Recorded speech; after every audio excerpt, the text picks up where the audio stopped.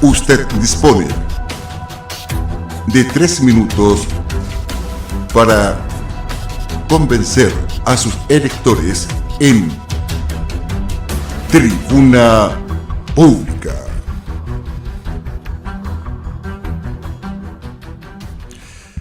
A ver, ¿por qué los electores deben votar por mí? ¿Y por qué no?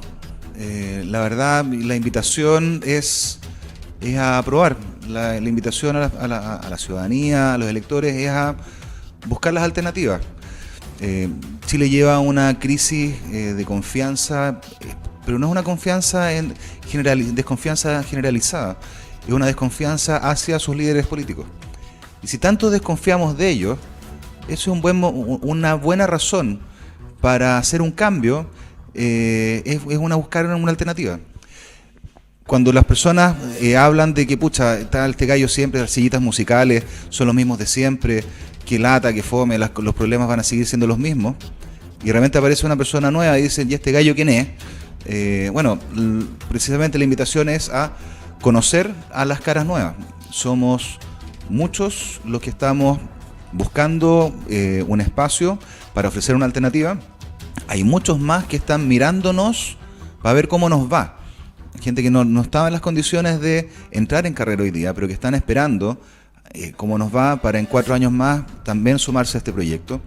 Somos muchos más los que hemos estado mirando desde afuera y que queremos participar.